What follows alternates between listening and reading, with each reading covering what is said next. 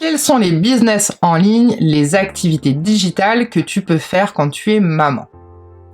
Bonjour et bienvenue à toutes dans cette nouvelle vidéo. Je m'appelle Céline Beau, je suis accordeuse d'aide pour Mampreneur. J'accompagne donc les mamans entrepreneurs ou qui souhaitent le devenir à pouvoir accorder leurs aspirations personnelles, familiales et professionnelles pour gagner en liberté et en sérénité. Quand tu as envie de travailler, d'entreprendre dans le digital, tu dois alors te poser deux questions. Première des questions, est-ce que tu veux être à l'origine, à l'initiative des créations, que ce soit de services ou de produits, ou est-ce que tu as envie de bénéficier des services de quelqu'un d'autre, des produits de quelqu'un d'autre, et auquel cas tu vas promouvoir ces services? L'un et l'autre ont chacun leurs avantages, leurs inconvénients, et ne sont pas surtout incompatibles l'un avec l'autre, bien au contraire. Ensuite, quand tu as répondu à cette première question, deuxième question à laquelle tu dois répondre, c'est justement, est-ce que tu t'orientes plutôt dans des activités de type service ou dans des activités de type produit? D'accord? Donc je vais voir aujourd'hui avec toi quelles sont les possibilités d'activités en ligne que tu peux faire quand tu es maman. Première des activités, être infopreneuse. Infopreneuse, ça veut dire que tu vas divulguer tes propres connaissances au travers de programmes en ligne. Programmes qui peuvent être délivrés sous forme d'e-book, sous forme de PDF, sous forme de capsules vidéo en streaming que les gens téléchargent ou alors même sous forme de coaching en ligne. Tu vas donc divulguer, proposer tes méthodes selon ton expertise, selon tes passions, parce qu'il y a toujours des gens qui seront un cran en dessous de toi, qui en sont à toi où tu étais il y a quelques années peut-être, en arrière.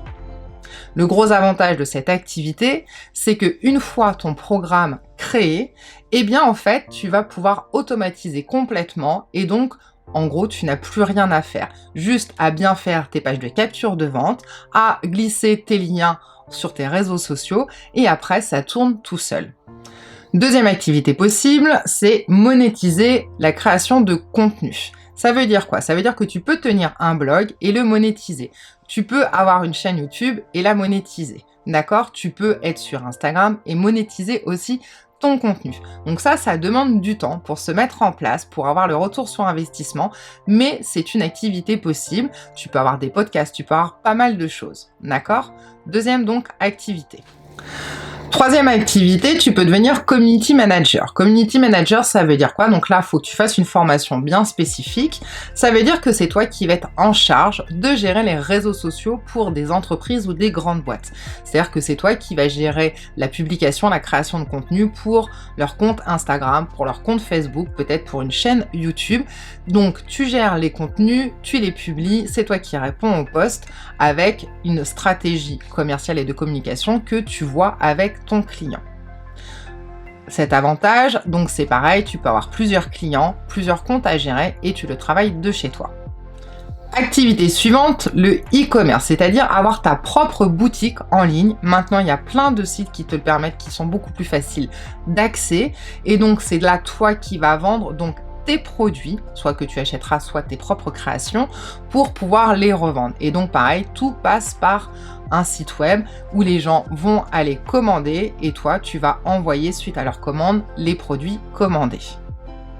Donc cette activité demande effectivement pas mal de temps puisque tu as toute la création du site web, tu vas aller chercher tes produits, tes stocks, entre guillemets, quels sont les produits que tu as envie de vendre si tu ne les as pas à disposition chez toi. Et après, tu as tout ce qui est partie logistique, c'est-à-dire au moment où tes clients vont commander, comment ça se gère sur l'envoi de leurs commandes. Donc, c'est une activité possible, mais qui n'est pas la plus économe en termes de temps. Puis, les deux dernières activités, qui sont les activités les plus faciles et les plus rapides à mettre en place. Tu as dans un premier temps l'affiliation simple. Qu'est-ce que c'est l'affiliation simple? C'est-à-dire que tu vas promouvoir, recommander les services ou les produits d'une société déjà existante ou d'un ou d'une entrepreneur déjà existante et que donc en recommandant, en envoyant des liens, et bien toi, à chaque fois que des gens viendront s'inscrire ou viendront commander via ton lien, toi, tu vas toucher des commissions. Des grandes sociétés l'utilisent, Airbnb fait du système d'affiliation simple, Amazon fait de l'affiliation simple, tu as beaucoup de sociétés, de grosses sociétés qui l'utilisent, mais tu as aussi des infopreneurs qui, pour faire leur promotion, leur publicité, eh bien, vont te permettre justement d'utiliser leur contenu à eux pour le diffuser, propager, et comme ça, c'est du gagnant-gagnant. Eux, ça développe leur communication, et toi, ça te permet d'avoir une activité rémunérée. Comme pour tout système d'affiliation, quand tu veux être aligné, tu ne recommandes que des choses qui te plaisent, qui te parlent, que tu as testé. Ça, c'est un point de vue qui est personnel. Moi, ça ne me viendrait jamais à l'esprit d'aller recommander des services, des produits, soit que je ne connais absolument pas, soit pour lesquels je n'ai aucune attache particulière ou aucune affection, ou les valeurs sont pas similaires aux miennes. Le gros avantage de cette activité, c'est que toi, tu n'as rien à créer, d'accord? Puisque le service ou le produit a été créé par l'entrepreneur ou la société en question, toi, tu es juste un intermédiaire. Enfin, la dernière activité qui malheureusement a des tabous qui sont autour d'elle, alors qu'à mon sens, c'est la meilleure industrie possible quand on est maman, c'est le network marketing ou marketing de réseau. Donc, ça se rapproche un petit peu de l'affiliation simple avec des possibilités beaucoup plus grandes. Marketing de réseau, ça veut dire quoi? Ça veut dire que tu vas promouvoir, pareil, les services, les produits d'une société, mais pas que.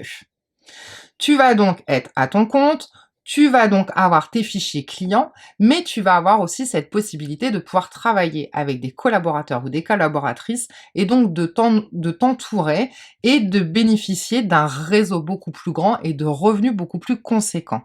À l'heure actuelle, il existe des milliers de sociétés de marketing de réseau, que ce soit dans du service, que ce soit dans du produit, que ce soit dans du voyage, que ce soit dans l'immobilier, que ce soit dans du mobilier, que ce soit dans de la cosmétique, dans de l'alimentation, dans du sport, dans l'éducation, il y en a pour tous les goûts.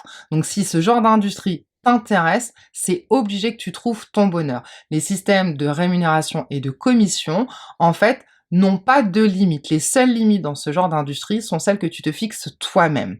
Et le gros avantage de ce type d'activité en ligne, un peu comme pour l'affiliation, c'est-à-dire que ce n'est pas toi qui as à concevoir les services et les produits, ce n'est pas toi qui as à gérer les supports de communication, ce n'est pas toi qui dois embaucher des gens, c'est vraiment des activités qui sont clés en main et donc que tu peux commencer dès aujourd'hui, et surtout tu n'as pas besoin non plus de qualification, de diplôme requis.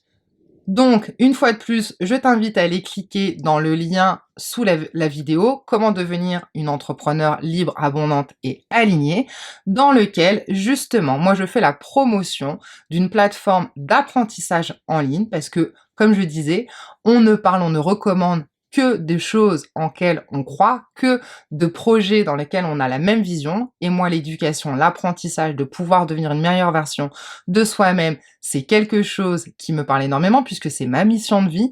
Eh bien, tu vas pouvoir découvrir justement le service dont je fais la promotion et donc l'activité possible que tu peux avoir avec cette société de réseau marketing. Et si jamais ça t'intéresse, tu auras toutes les informations pour pouvoir rejoindre l'aventure. Donc j'espère que cette vidéo va t'avoir aidé à y voir un peu plus clair entre les différentes possibilités de business en ligne et donc d'entrepreneuriat digital que tu peux avoir quand tu es maman. Pense à mettre un petit like, à t'abonner si c'est pas encore fait, à partager autour de toi parce que je pense qu'il y a plein de mamans que ça pourrait intéresser d'avoir justement ces possibilités-là, sachant que toutes les activités dont je t'ai parlé, pareil, n'empêchent pas d'avoir une activité salariée à côté, bien au contraire, puisque justement c'est un des gros avantages, tu le gères comme tu veux, avec les horaires que tu as envie d'y mettre, et puis surtout qui sont aussi compatibles entre elles. Tu peux très bien être infopreneur plus network marketeuse, tu peux très bien avoir ta boutique de e-commerce et faire de l'affiliation, tout est cumulable. Donc c'est vraiment un réel avantage. Sur ce, je te souhaite une excellente fin de journée, prends bien soin de toi et à très vite dans les prochaines vidéos.